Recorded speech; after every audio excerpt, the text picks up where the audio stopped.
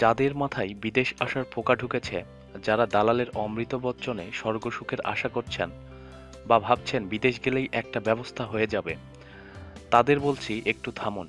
আগে চিন্তা করুন যে টাকা বিদেশ গিয়ে উপার্জন করবেন, তা দিয়ে এই চাপগুলো মোকাবেলা করতে পারবেন তো? না হলে বিদেশ করবেন আপনি, আর ফলটা কিন্তু খাবে আরেকজন। কাজেই ভেবেচিন্তে বিদেশ আসুন। কতদিন বৈধভাবে থাকবেন সেই গ্যারান্টিও নেই।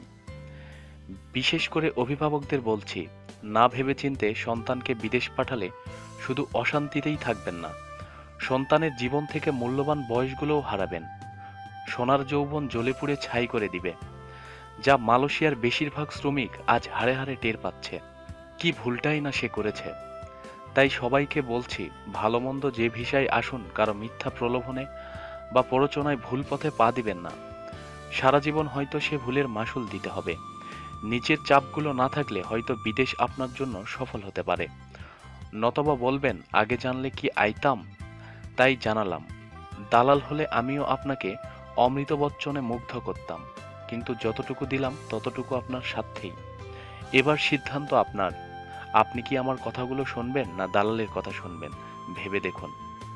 মানুষের কল্যাণে ভিডিওটি শেয়ার করুন। আপনার শেয়ারে হয়তো একটি মানুষ বিপদ থেকে বাঁচতে পারে। সাথেই থাকুন এবং সাবস্ক্রাইব করুন।